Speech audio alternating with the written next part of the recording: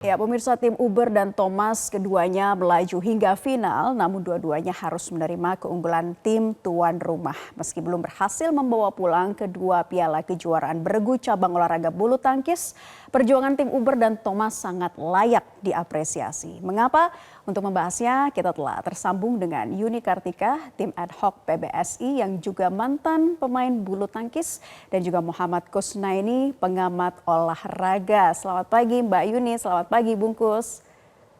Selamat Selamat pagi. pagi. Ya, pertama saya ingin ke Mbak Yuni dulu nih, kalau melihat Uber dan Thomas menjejak hingga final meski keduanya kandas, silakan analisa Anda. Iya, kalau untuk Uber Cup kita harus mengapresiasi ya penampilan mereka karena ini memang sudah sangat maksimal penampilan tim Uber Indonesia. Target mereka semifinal, mereka bisa sampai ke final dan memberikan perlawanan maksimal. Itu memang perjuangan yang tidak mudah. Bayangkan setelah 16 tahun ya akhirnya bisa tampil lagi di final. Tapi kalau Ya. hitung-hitungan bersama Piala Thomas di final sudah 26 tahun tidak terjadi. Ini penampilan atau pencapaian kedua tim Thomas Uber sampai ke final setelah 26 tahun, tentu ini bukan pencapaian yang mudah dan ini sudah bisa mereka lakukan di tahun 2024 ini. Bicara Ya. penampilan Thomas Cup di final, memang kita berharap tim Thomas Cup Indonesia bisa memenangkan pertandingan menghadapi China. Tapi kenyataan di lapangan adalah memang penampilan para pemain China ini luar biasa. Ya. Walaupun dari rekor pertemuan, hitung-hitungan begitu ya Mbak, kita ada pertemuan terakhir yang menang seperti halnya Ginting, pertemuan terakhir menang menghadapi si Yuchi, kemudian kita melihat juga Bagas Fikri juga pertemuan terakhir itu menang menghadapi He Jiting dan Ren Xiangyu, tapi kenyataannya mereka pada pertandingan Ya. kemarin kalah dari lawan-lawannya. Kalau pertandingan bergu seperti ini, memang siapa yang lebih siap di lapangan, siapa yang lebih yakin dengan permainannya, itu yang akan menangkan pertandingan. Kebetulan memang harus diakui China bermain lebih baik kemarin. Hanya memang saya sangat mengapresiasi penampilan Jojo yang sudah Ya. tertinggal 0-2 pun dia masih bisa mengeluarkan fighting spiritnya dengan sangat baik. Meskipun saya tahu secara mental tidak mudah ya bagi Jojo, tapi dia bisa menyumbangkan satu kemenangan untuk Indonesia. Seperti itu. Baik, kita ke Bungkus. Bungkus, target tim Uber ini adalah babak semifinal ya. Namun mereka melaju hingga final. Prestasi ini tetap membanggakan karena tim bulu tangkis putri Indonesia terakhir masuk final Uber di 16 tahun lalu. Bagaimana kekuatan tim Uber kali ini kalau Anda melihatnya, Bungkus? Iya, kita memang harus mengapresiasi pencapaian yang luar biasa ini ya. Cuma memang untuk berharap menjadi juara terus terang memang sangat sulit. Dialog kita yang terakhir saya juga mengatakan mengalahkan Cina itu mungkin seperti meruntuhkan tembok Cina ya. Karena mereka melaju ke final itu juga dengan rekor selalu menang 3-0 ya, 5-0, 5-0, 3-0. Mereka belum pernah kehilangan satu game pun. Dan itu yang membuat bukannya kita pesimis, tapi kita menyadari bahwa lawan kita sangat kuat. Dan terbukti Ya. Putri Indonesia yang juga sudah bermain luar biasa selama di Uber Cup kali ini juga belum bisa mencuri satu angka dari tuan rumah yang memang begitu perkasa. Memang head to head-nya secara umum semuanya pemain kita tidak ada yang bisa lebih unggul dibanding lawan ya. Karena itu sejak awal memang mungkin dengan alasan itu pula saya pikir skenario untuk mencoba memberi kejutan dari nomor ganda itu dibuat karena memang pasangan nomor satu China atau Tiongkok ini memang luar biasa. Pasangan manapun yang kita turunkan mungkin akan sulit gitu ya. Makanya dicoba memberi kejutan di ganda pertama itu dibuat pasangan baru dengan harapan memberikan hasil yang berbeda. Nanti kalau misalkan Grego juga bisa mendapatkan poin, maka peluang kita untuk mendapatkan poin ketiga menjadi lebih besar. Tapi ternyata Grego kali ini menurut saya agak sedikit di bawah ekspektasi penampilannya. Mungkin karena beban berat dia harus main di di partai pertama dan dia juga diharapkan bisa menyumbang poin, membuat dia yang sebelumnya tampil sangat baik di 4 pertandingan sebelumnya, kali ini justru menurut saya agak sedikit menurun. Ya memang kita tidak bisa memberikan memberikan judgement bahwa Grego tidak tampil maksimal karena dia juga sudah memberikan semuanya. Lawannya saja yang memang luar biasa ya, apalagi main di depan pendukungnya sendiri. Baik, kembali ke Mbak Yuni. Mbak Yuni, kalau berbicara mengenai Grego tadi sudah dikatakan oleh Bungkus, tapi kalau Anda lihat seperti apa nih? Apakah benar Gregoria ini merasa kurang nyaman dan kurang yakin apa yang ditampilkan? Iya, ini sejak awal game memang apa sangat baik sekali Chen Yufei. Kita lihat Grego ini punya kelebihan dengan serangan-serangannya yang sangat luar biasa. Tapi pada permainan kemarin bagaimana Chen Yufei mengolah bola ini yang menyulitkan Grego. Artinya secara lob dia punya lob clear yang sangat dalam, sangat sulit untuk diserang oleh Grego. Kemudian dia juga tidak polos permainannya, tidak hanya melayani rally Grego saja, tapi dia bisa memberikan serangan balik. Dan ini kalau boleh dibilang penampilannya efektif, efisien gitu ya, penampilan dari Chen Yufei, sehingga ini benar-benar menyulitkan posisi atau pola permainan yang harus dimainkan oleh Grego pada pertandingan di partai pertama kemarin menghadapi China, begitu. Baik, Mbak Yuni bagaimana dengan tim Thomas head to head-nya Anda melihatnya seperti apa? Hanya Jojo yang bisa memperpanjang nafas Indonesia? Ya, itu tadi kalau bicara dengan si Yuchi, dari data yang ada memang Anthony Sinisuka Ginting ini terakhir kali menang pertemuannya di 2023 di World Tour Final. Kemudian kalau Fajri memang kalah dari Liang Wenkeng dan Wang Chang dalam 3 pertemuan terakhir. Kemudian Jojo pertemuan terakhir juga menang menghadapi Li Shifeng di final Badminton Asia Championship. Dan kalau bicara Bakri juga menang rekornya dengan He Jiting dan Ren Xiangyu. Pertemuan terakhir mereka di Badminton Asia. Ini pertemuan yang baru saja terjadi begitu Mbak. Tapi rekornya rata-rata kita cukup baik. Kemudian Chico dengan Lu Guangzu juga pertemuan terakhir Chico menang. Jadi secara head to head kita cukup meyakinkan. Tetapi memang secara teknis permainan, secara ranking ini tidak berbeda jauh. Yang menyebabkan permainan memang akan berjalan berimbang. Tapi bagaimana setiap partai kemarin berjalan, China benar-benar bisa bermain dengan lepas, bermain dengan efektif, bermain dengan sangat baik, tidak ada celah atau celahnya susah nih untuk dicari kelemahan dari mereka untuk kita bisa memenangkan game. Saya sih kemarin berharap Fajri sayang juga ya, sebenarnya udah rubber game ketiga mereka sudah sempat berimbang gitu, tapi saya belum bisa memenangkan game ketiga. Ya itulah permainan Mbak, menang dan kalah tipis. Menang dan kalah tipis. Baik, Mbak Yuni dan juga Bungkus ini kita tahan dulu. Kita pengen bacakan apa tanggapan warganet di media sosial ya. Kita akan sama-sama lihat berikut tanggapan warganet di media sosial ya terkait pertandingan kemarin. Dari @ramenka, di AFC Cup U23 menang, di Thomas Cup menang, di Uber Cup menang, selesai kamu di Korsel katanya ya. Kita lihat lagi dari B51567 sekian. Semoga suatu hari nanti bisa kembali juara. Selamat dan tetap semangat. Terima kasih dukungannya ini ya rekan-rekan warganet. Dari @Riwo sekian, bangga katanya ya. Dari @Andreas, dari 5 edisi beruntun mulai 2016 sampai 2024 4 kali masuk final dan 1 juara, itu bagus banget sih. Lanjut ini terakhir dari @Masagitu, bangga banget. Jadi banyak sekali yang bangga dan memang perjuangannya patut untuk diapresiasi. Dan kita masih akan membahas usai jeda. Tetaplah bersama kami di Selamat Pagi Indonesia. Kami masih akan segera kembali untuk Anda.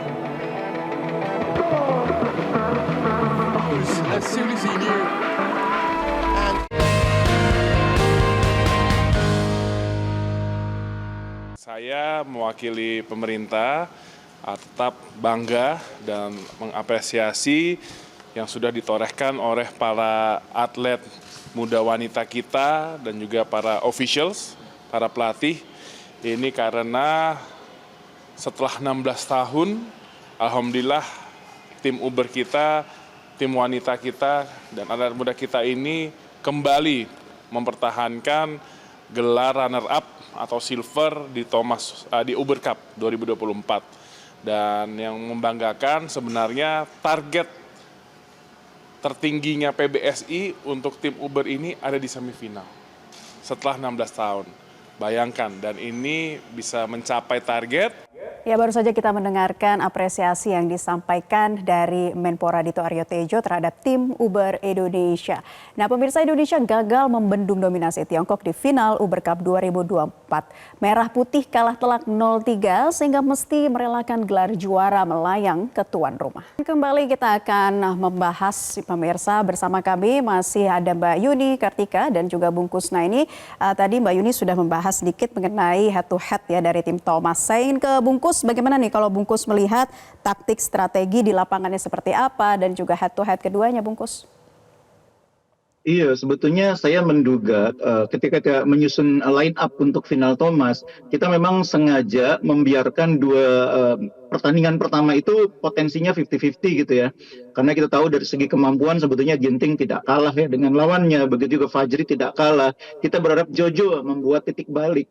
Kemudian di pertandingan ganda kedua, Bakri kemudian juga membuat kemenangan 1 poin lagi, dan di pertandingan terakhir Chico yang rekornya sangat berimbang dengan lawannya dengan pengalaman yang lebih matang diharapkan bisa memenangkan pertandingan dan akhirnya kita bisa menang 3-2. Saya pikir hitung-hitungannya di awal seperti itu. Sehingga ketika kita kehilangan 2 poin awal, saya masih tetap optimis sebetulnya. Tetap optimis kita bisa membalikan melalui Jojo, kemudian merebut pertandingan keempat dan akhirnya menang di pertandingan kelima.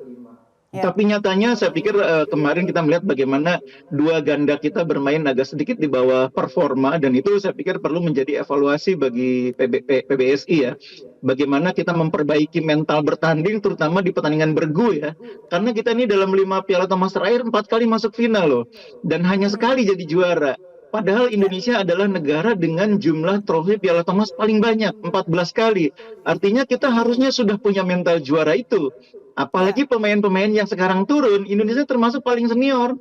Banyak pemain-pemain kita yang pernah merasakan juara 2020, merasakan kalah 2022 dari India. Tapi di pertandingan kali ini mereka juga bermain seperti tegang juga gitu loh. Ini tentu harus menjadi catatan tersendiri bagaimana membenahi mental pemain, terutama di pertandingan bergu yang memang tekanannya berbeda dengan pertandingan di perorangan. Kalau ini pertandingan pertama seperti para pemain tunggal putri, saya bisa mengerti. Pemain-pemain tunggal putri kita ini kan peringkatnya aja bisa dibilang masih sangat jauh. Komang itu bahkan peringkatnya masih 56. Jadi tunggal putri kita dari 3 orang itu hanya Grego yang peringkatnya 10 besar dunia. Yang lain Esther 38, Komang 56. Artinya mereka memang pemain-pemain muda dan bermain pertama kali di final wajar kalau masih tidak maksimal. Tapi pemain-pemain seperti Ginting, Fajarian, harusnya bisa lebih dari itu. Apalagi mereka pernah merasakan main di final 2 tahun sebelumnya. Mereka juga pernah merasakan juara tahun 2020. Ini tentu faktor yang harus dipikirkan solusinya. Karena kita kalau masuk final aja udah 4 kali dalam 5 Piala Thomas terakhir. Akhirnya kan ujung-ujungnya kita tidak sekedar ingin masuk final, tapi juga harus menjadi juara. Jadi benahi mental bertanding, terutama di pertandingan-pertandingan final. Baik, tadi catatannya Indonesia ada 14 piala ya. Ini kemudian di bawahnya ada Tiongkok 11 dan Malaysia 5 ya bungkus ya. Nah ini coba tentunya kan karena Indonesia juga sudah paling banyak. Apa nih kemudian yang menjadi catatan tersendiri untuk membenahi pertandingan, untuk membenahi mental para pemain seperti apa Mbak Yuni? Iya, memang kalau bicara mental ini faktor yang sangat sulit untuk diterjemahkan begitu ya. Karena sebenarnya bicara pertandingan kemarin Thomas Cup, ini kita melihat bagaimana ini pertemuan pertama di kandang ya antara Thomas Cup Indonesia dan China. Dan ternyata mereka memang bermain di kandang ini sangat luar biasa, tidak terkecuali Ubernya. Walaupun memang betul secara rekor kita kalah, tapi perjalanan Piala Uber dari awal Piala Uber China ya, dari awal hingga sampai ke final itu mereka tidak pernah kehilangan satu match sekalipun. Dan di Thomas mereka juga tampil sangat baik begitu ya. Tapi apapun itu betul, tetap PBSI akan melakukan evaluasi internal. Kira-kira apa yang harus diperbaiki begitu ya dari beberapa partai yang dimainkan. Kalau bicara di pertandingan perorangan terakhir terbukti kita juga bisa memenangkan pertandingan. Artinya memang ada faktor non teknis di sana yang juga berpengaruh dalam penampilan tim Piala Thomas Indonesia. Tentu ini akan kita perbaiki, tapi detailnya seperti apa saya kira setiap pemain harus dievaluasi secara personal, individual dan juga setiap partai yang berlangsung. Tapi harus diakui memang China bermain sangat luar biasa di setiap partai. Biasanya nih dalam 5 partai yang bertanding ada saja partai yang lemah di kita, kuat di negara lain. Tapi secara penampilan kemarin 5 atau 4 partai China bermain sangat baik. Begitu. Jadi faktor non teknisnya apakah sudah bisa Anda rinci nih Mbak Yuni, kira-kiranya seperti apa, misalnya dukungan dari para supporter di sana atau bagaimana? Ya kalau dukungan udah biasa ya, para pemain Indonesia sudah biasa untuk bermain di negara lain dalam situasi final seperti ini. Tapi saya melihat justru mungkin faktor strategi permainan, kemudian kita akan menonton lagi video permainannya seperti apa yang mereka takutkan pada saat poin-poin tertentu, tekanan seperti apa sih yang membuat Indonesia ini harus kalah di partai yang dimainkan begitu. Ya, kira-kira kurang lebih seperti itunya, Mbak. Mengerti Baik. apa yang mereka rasakan dan kenapa strategi kita tidak bisa masuk pada pertandingan yang berlangsung dan kita kalah begitu. Baik, kembali lagi kepada capaian tim Uber nih Mbak Yuni, bagaimana Anda melihatnya dan peluang ke depannya seperti apa?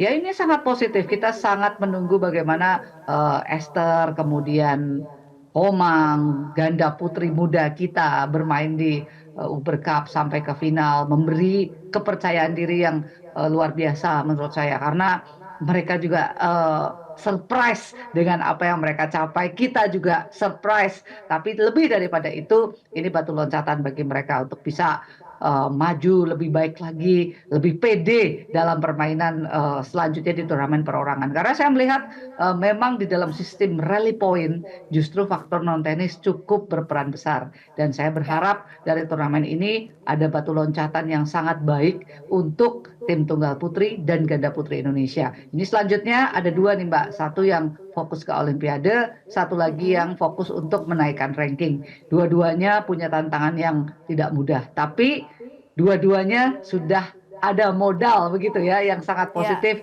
dari pertandingan di Piala Uber yang berlangsung di China ini. Ya, terlepas dari Thomas yang lepas dari Indonesia dan Uber juga nggak ke Uber, tapi triple kill ini ramai jadi perbincangan warganet. Saya ingin ke Bungkus ya, saat Timnas U23, kemudian tim Uber dan tim Thomas ini menumbangkan Timnas Korea U23 dan tim bulu tangkis Korea Selatan. Pandangan Anda, Bungkus, seperti apa? Kalau di bulu tangkis tuh mengalahkan Korea bukan hal yang baru ya, karena secara kualitas pemain-pemain kita mampu mengalahkan Korea ya, entah itu di nomor tunggal putra, ganda putra, bahkan ganda putri, tunggal putri juga belakangan kan levelnya Grego juga sangat meningkat, ganda campuran kita tidak lagi terkejut kalau mengalahkan Korea. Tapi memang kalau di sepak bola memang hal yang luar biasa gitu ya. Jadi menurut saya kalau di bulu tangkis saat ini kekuatan kita dengan Korea, dengan China, dengan Jepang itu sangat berimbang karena itu bisa saling mengalahkan.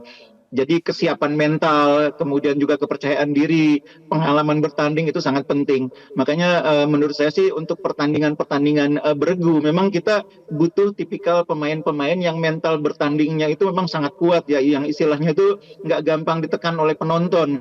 Seorang pemain atau pasangan bisa saja bermain luar biasa di turnamen perseorangan, tapi kadang-kadang menjadi berbeda penampilannya di turnamen yang sifatnya bergu dan di kandang lawan apalagi. Ini juga harus menjadi catatan bagi PBSI dalam menentukan susunan pemain, dalam menyusun strategi bertanding, karena kadang-kadang hal-hal seperti ini lebih menentukan dibanding rekor-rekor, dibanding statistik peringkat mereka. Kadang-kadang ya, meskipun tidak selalu. Ini menjadi catatan yang saya pikir ke depan harus jadi pertimbangan. Dan yang kedua, saya juga ingin mendorong agar PBSI lebih memberikan ruang bagi pemain-pemain generasi muda, Komang, Esther. Saya pikir harus banyak mendapat kesempatan untuk bermain di level yang sesuai ya, supaya grafik kenaikan peringkatnya itu juga bisa terus meningkat. Semakin bagus peringkatnya, kerjanya kalau ikut turnamen itu nggak terlalu berat.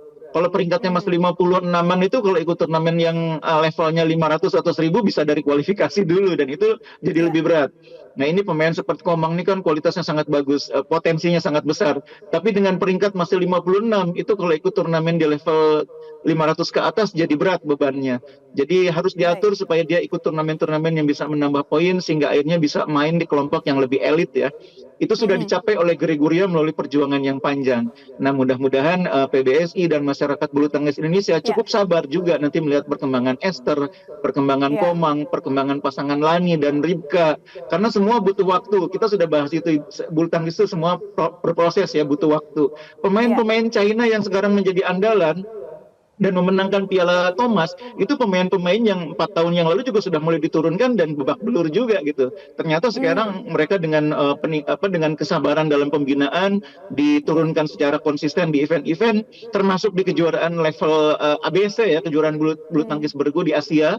Itu pasangan He Jiting dan Ren Xiangyu itu kan sempat main juga di turnamen kejuaraan bulu tangkis bergu Asia. Dan waktu itu kita juga sempat dikalahkan oleh China 2-3. Jadi kesempatan bermain di event yang tepat itu juga membantu proses pertumbuhan pemain. Baik, yang menjadi catatan kesempatan bermain di event yang tepat. Nah, Mbak Yuni bagaimana menanggapinya? Mbak Yuni bagaimana dengan prospek dan regenerasi tim Uber maupun tim Thomas Indonesia ini untuk kedepannya?